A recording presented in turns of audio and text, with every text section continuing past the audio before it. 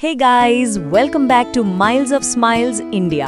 आई hope आप सब बिल्कुल ठीक हैं और अपनी लाइफ एंजॉय कर रहे हैं। I also hope that you guys are enjoying my Thailand vlog so far. आज मैं आपको लेकर आई हूँ एक ऐसी जगह जिसे देखकर आपकी आंखें खुली की खुली रह जाएंगी।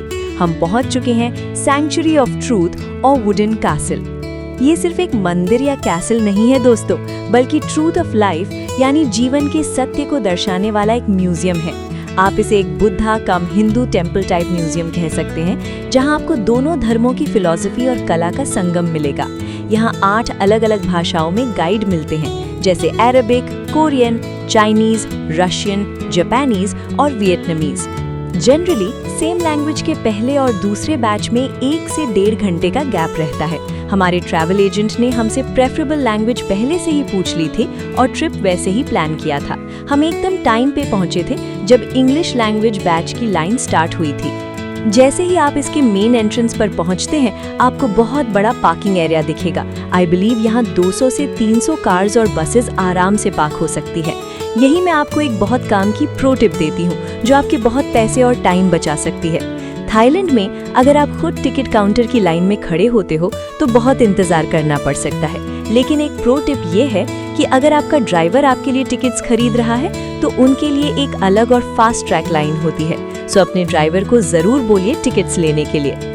मंदिर पहुंचने के लिए पार्किंग लेवल से थोड़ा नीचे उतरना पड़ता है, जिसके लिए लकड़ियों के बहुत सुंदर स्टेयरकेस बने हुए हैं। इनफैक्ट थोड़ा नीचे नहीं बल्कि ठीक ठाक नीचे जाना पड़ता है। ये स्टेयर ट्रेल भी बहुत एक्साइटिंग है, क्योंकि चारों तरफ लश ग्रीनरी और बड़े बड़े पेड़ हैं। आई कैन इमेजिन कि बारिश में ये कितना खूबसूरत लगता होगा, but the same time it is very tiring while returning and coming back up.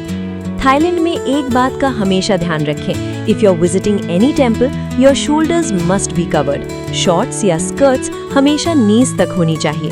कुछ जगहों पर ये रिक्वायरमेंट बहुत स्ट्रिक्ट है और अगर आप सही कपड़ों में नहीं हैं तो आपको बाहर से एक स्टोल खरीदना पड़ सकता है। हमें हमेशा उस जगह के रिचुअल्स और बिलीव्स की रिस्पेक्ट करनी चाहिए।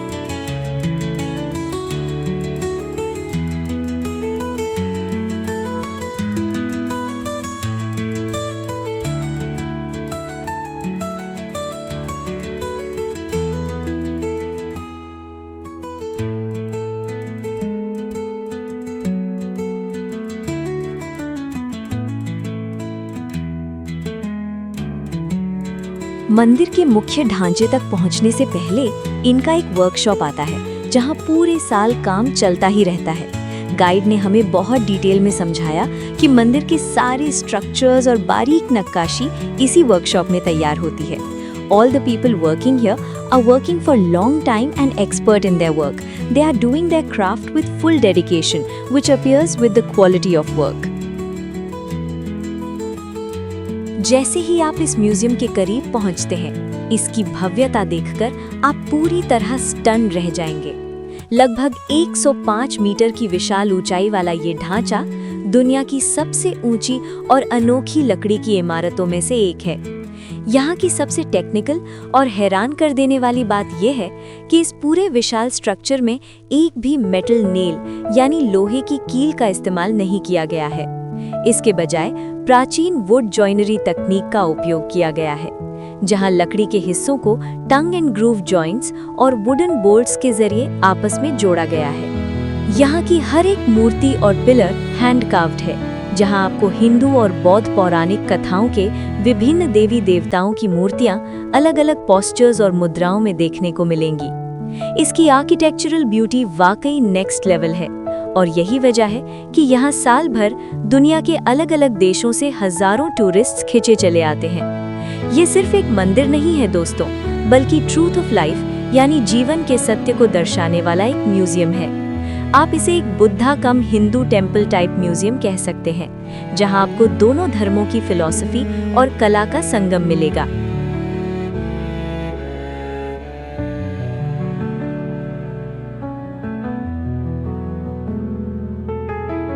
मंदिर के अंदर घुसते ही आप दंग रह जाएंगे।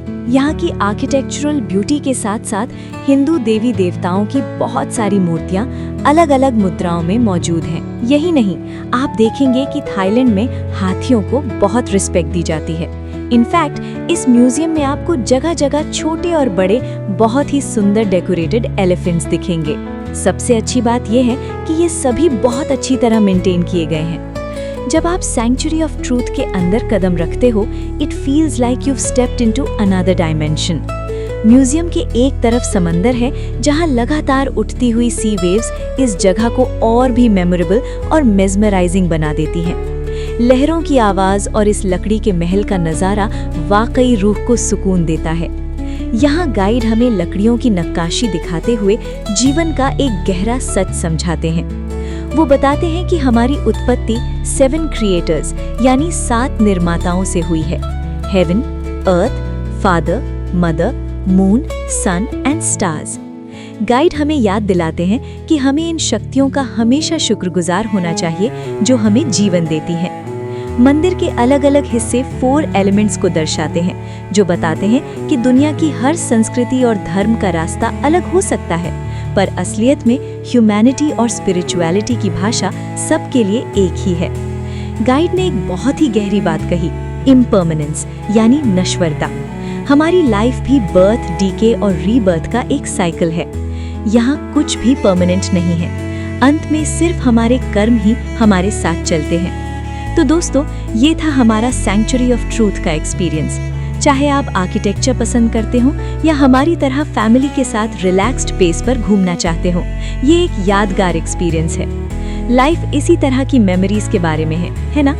अगर आपके कोई भी सवाल हैं about travelling to Pattaya and Bangkok with family, तो कमेंट सेक्शन में जरूर पूछना। I would love to help you out. Video पसंद आया तो लाइक और शेयर जरूर करें और माइल्स ऑफ स्माइल्स इंडिया को सब्सक्राइब करना ना भूलें। मिलते हैं अगले वीडियो में। Till then, stay tuned.